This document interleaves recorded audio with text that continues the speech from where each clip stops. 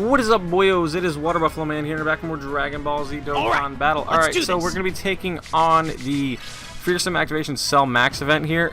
This is all post-recording because I had ran this as one of those YOLO, let's see if we could do it kind of things, just testing the team, because I'd watched Greg and Link do it. And I was like, you know what, I could do it with probably a little bit of a mixture of both of their teams.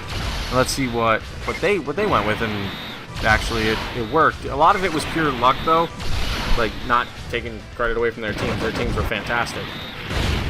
It's just, this event is it's one of those events where you need to have everything go your way on the final stage. The first two stages aren't as hard, per se. They're relatively easy. It's just the final stage is when it gets ridiculous. You need to have perfect RNG, dodges activate, get double, triple supers when you need just to take less damage.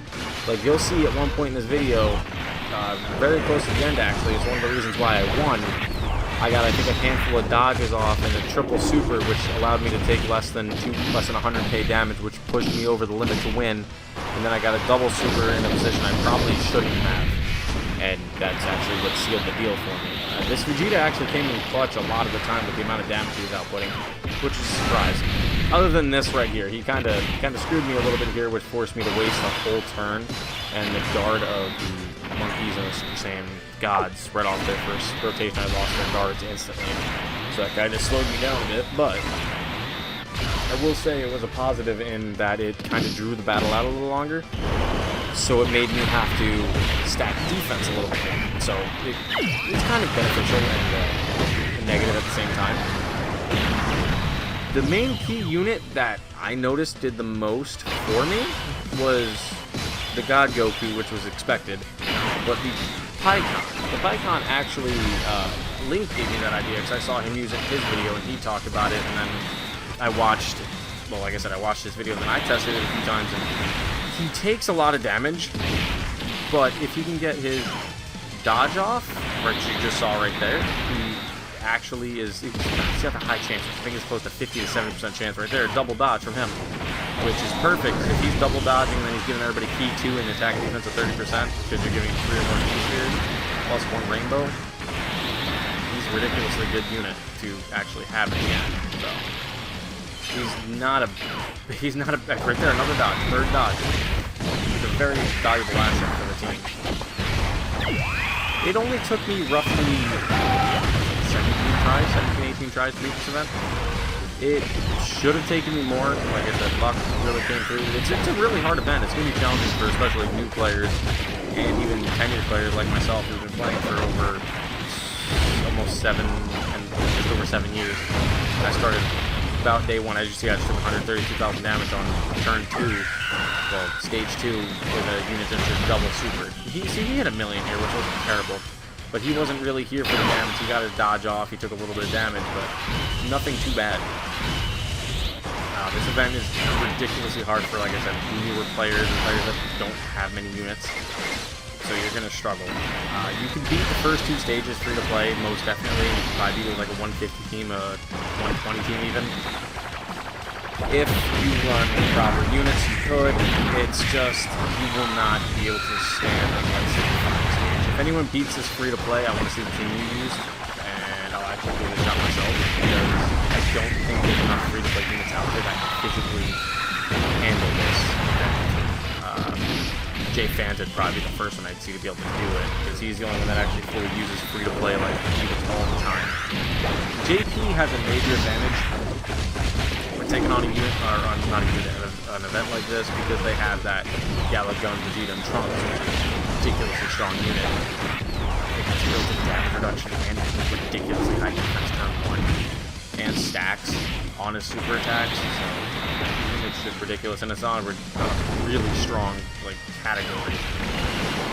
So, and it leads to bond of parent-child, which is a broken category for the most part. Units like this Vegeta would be just demolishing things with that category, because he'd be actually at 200% right now, to be honest. I actually have to change my sidebars. I just realized that now doing this post-recording, but I'll be changing that eventually. What can I say, really, other than you need to run the units that I probably ran and maybe a handful of others. you have a small selection you could run in it. You couldn't run Tech Gogeta from the Tanabata a year ago. Probably could do it, but it'd be really dangerous. It'd be risky. This Gogeta was either him or the Tech Gogeta I was gonna run. I tried them both. He seemed to do a little better on the final stage because of the type advantage. But there's not. You have a small classic characters you could run for this event. It's pretty much the units you see me using and the very few others you see other content creators using. There is one unit that I tried a handful of times that did well, but I could not find a spot for him on this team. The Super Saiyan 3 Vegeta, that is the 80% damage reduction, actually did really well. But as you saw right there, we took 180k after I think a double super and 77% damage reduction on the third stage right away. So they're going to take a lot of damage. We got them to cancel out one of his attacks, so we did 4 million, which is perfect. And double stacking greatly and massively stacking their attacking. We got a dodge off there, which is nice. And I think he dodges here after super, so I mean, you really didn't get to see what kind of damage he's going to take here. I was kind of wondering if he was going to take a lot. A double super, I would have been a little... Yeah, see, he got the dodge. A double super, I would have been more comfortable with. But the main reason Pycon's the champion for this event is right here. His active skill cancels out one whole turn. So that gave me a free turn to do damage and transform and stack and whatever. I decided to sense... I don't remember. Did I sense being here? No, I didn't because I wasn't going to attack. I decided to save it for the following turn. The reason I didn't sense it was, like I said, because I wasn't going to get attacked to turn 2, turn 7 in this case. I just wanted to transform and try to make sure he got 3 ki to give the other two 30% more attack and defense, which was really what I missed. It was a necessity at this point. I tried to deal as much damage as fast as physically possible. The rotations actually ended up pretty perfect from here on out, because you pretty much wanted him on one rotation, the Python, and then God Goku on the other, so you could do the negate attack, guaranteed damage reduction King, and then the next rotation you should hopefully have him finished by then. And then you've got these guys with their active skills, the Super Saiyan 4 Vegeta with their active skills. If you fit them in between, and then their massive amount of damage they do, Python actually did pretty decent for me, if I remember. Yeah, he had a 1.3 million crit, which I was not expecting at all. Like I said, right here, swap that Vegeta to the final slot at Goku, God in the front, give him the 2 ki, he has his full defense now, the 2 rainbows, give them that, allow them to get an ultra super off, have the ki fall perfect, and then give her all the strength ki to Vegeta. I also used the Sensu just to get the increased stats back, and I actually got 3 damage. Because I was hoping if I would have got a crit, this would have ended a little sooner, it would have been nicer. I was aiming for the Dokkan mode, if I remember, at this point in time. So I was looking at the defenses going, alright, if the God Goku's going to take a ton, like, take no damage at all, the blue boys in the middle might take a bit, and the Vegeta should be okay on the end, barring a super attack. I don't think we got super in this rotation at all. Because if we would have, it would have been right here. If we had gotten super, we would have lost. And I don't think we did. Because the chance of them dodging is very low. They have that chance to dodge. Oh no, actually that's a lie. He might have been lined up to super right here, but that cancelization might have canceled out a super attack. So, and then they got 2 dodges off in a row, which made them negate everything that was going to happen to them. He did a nice super attack for 2 million, and then his defense rose. He took, I want to say, like, yeah, 267k. So you're taking a ton no matter which way you look at it. I got the active skills on these 2, which is pretty much perfect. And the 2 Gogetas linked together pretty great. I'm actually going to be quiet for his active skills quick, so I can hear them. Now it's my turn! Yeah!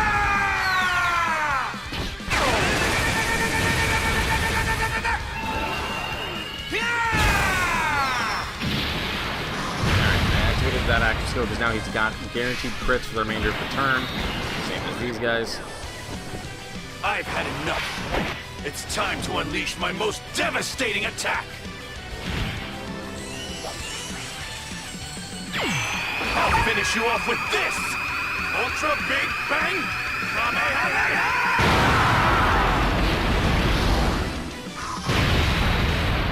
Alright, right here I was thinking who has the best defense, and it was the Gogeta. And I was going to get the most health and most back towards my Dokkan mode by giving him Rose Key. Guaranteed 24.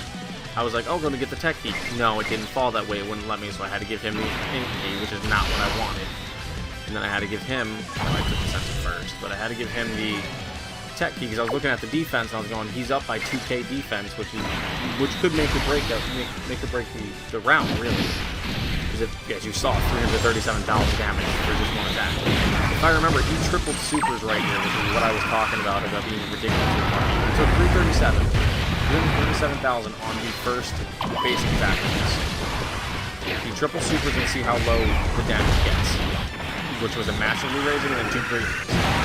So, there's another 2 million. You're all guaranteed to be crits for these first 2 sets of units attacking, which is great with their active skill being activated the way it was. So that's 2 double supers, now a third. Just under 1 health bar. We went all the way down to 36,000 damage. If we hadn't triple supered there, we probably would have taken close to 100k, which would have most likely done us in. And then right here, these guys, if I remember right, do a double super to completely wrap it up. Again, guaranteed crit.